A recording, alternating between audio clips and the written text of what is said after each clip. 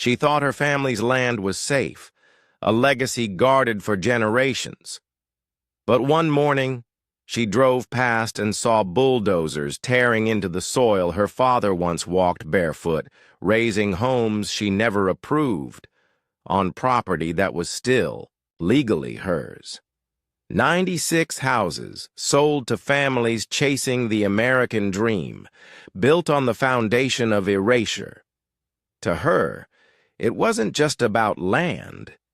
It was about being invisible, about how power and privilege can trample over a black woman's history. But she wasn't powerless, she was patient. And what the HOA didn't know was that every brick they laid only tightened the trap waiting for them. Marjorie Whitfield lived a quiet, steady life in suburban Georgia. At 62, she was a retired school administrator, the kind of woman who still clipped coupons and brought sweet tea to church socials. Her days were filled with small routines, tending to her garden, paying bills on time, and walking the land her parents left her. Nearly 40 acres, passed down like a crown jewel, a reminder of her family's struggle and triumph. To most, it was just trees, clay, and stubborn soil. To her, it was sacred, proof that after years of back-breaking labor, her parents had carved out something no one could take away. She guarded it with paperwork, with taxes paid in full, with vigilance. But while Marjorie believed she was safe, others saw her land as forgotten, ripe for the taking. And the day she spotted bulldozers carving through her inheritance, she realized just how invisible people like her could become. She thought the worst was seeing strangers claim her legacy, but the nightmare had only just begun. At first, Marjorie thought it had to be some kind of clerical mistake. Surely no developer in their right mind would build without verifying who owned the land. But as the weeks passed, the mistake grew into a neighborhood. Foundations poured. Wooden frames shot up, and rooftops lined the horizon where she used to walk barefoot as a child. Each time she drove past, it felt like a piece of her family's history was being erased in plain sight. She wasn't just fighting a construction crew, she was up against an entire machine. The HOA president, Clifford Myers, smiled for cameras and boasted in the local paper about progress and community growth. Families moved in, thrilled to hang curtains and plant flowers in front yards they believed were theirs. Meanwhile, the woman who actually owned the soil under their feet was treated like a ghost, unseen, unheard, and dismissed. Marjorie didn't scream, and she didn't protest with signs. Instead, she did what her parents had taught her. Protect what's yours with patience and proof. Every evening she sat at her dining room table spreading out her documents, deeds, tax receipts, maps going back decades. She clipped articles, snapped photos of construction, and recorded dates like a historian building her case. Neighbors whispered that she was exaggerating. Even friends from church questioned her.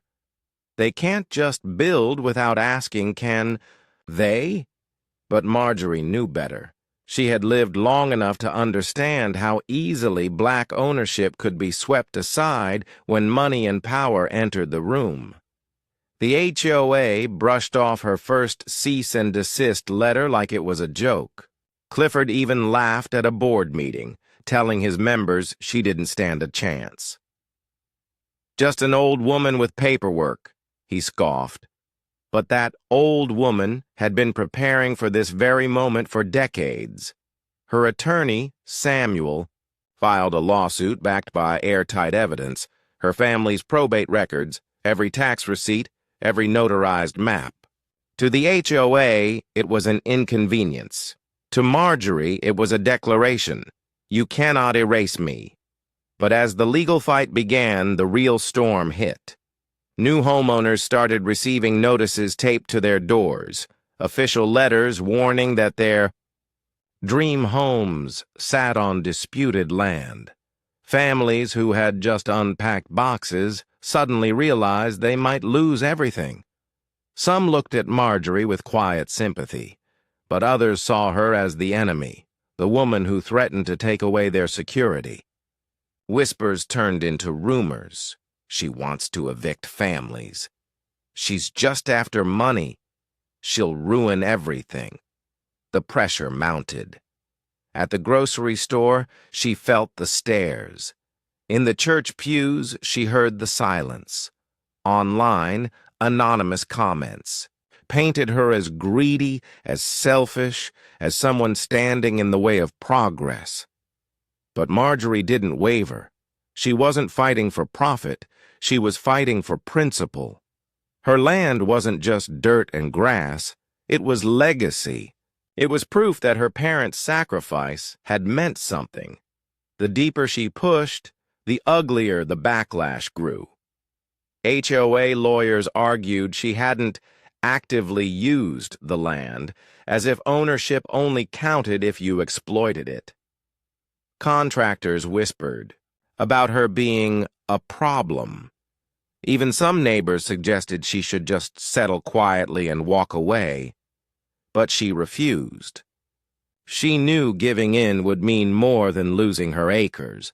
It would mean surrendering her family's story to people who thought she didn't matter. And as the case gained momentum, as headlines began to circulate, the community started to fracture. Families realized the fight wasn't just about property lines.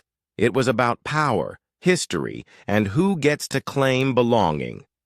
Marjorie stood at the center of it all, calm but unyielding, while the people who dismissed her were about to discover the cost of ignoring her. Because the trap she had set years ago was about to snap shut, and when it did, no one in Lakewood Meadows would be spared from the fallout. The officer's voice boomed again, sharper this time. "I said, get on the ground!" His chest heaved, his breath burning in his lungs. He hadn't done anything, just walking home from work, but now every muscle in his body screamed with fear. His hands trembled in the air, the weight of 1,000 unseen eyes pressing down on him. The crowd around him grew, phones lifted, whispers cutting through the night like blades. He could feel the unspoken judgment, some waiting for chaos, others silently praying for mercy. The world slowed to a suffocating stillness. And then it happened. A sudden shove. The officer's hands slammed into his back, forcing him to the cold pavement. His cheek scraped against the concrete, the sting of gravel biting his skin. He gasped, trying to speak, to say something, anything, but his voice cracked under the pressure of a knee driven hard into his spine. The sound of metal. Cuffs snapped shut around his wrists, final and merciless.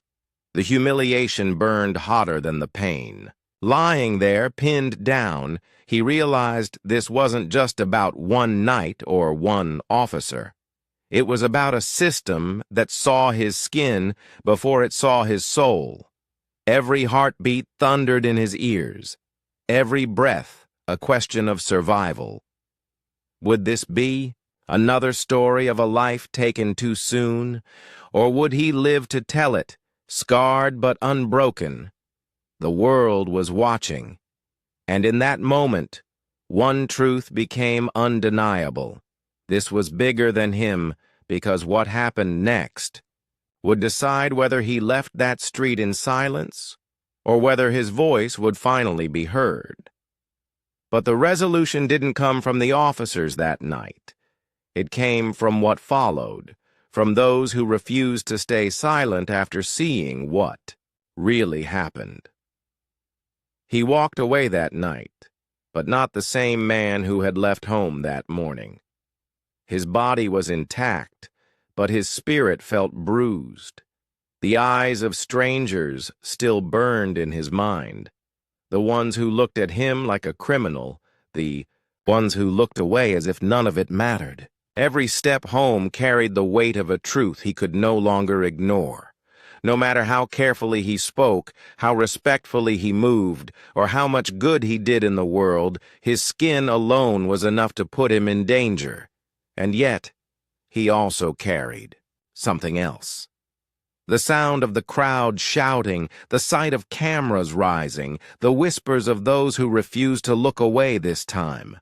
For the first time, he felt the power of his story, not just as his own, but as part of something larger. His pain was not isolated. It was a chapter in a book that millions had been forced to write before him. That night, when he looked in the mirror, he didn't just see fear staring back.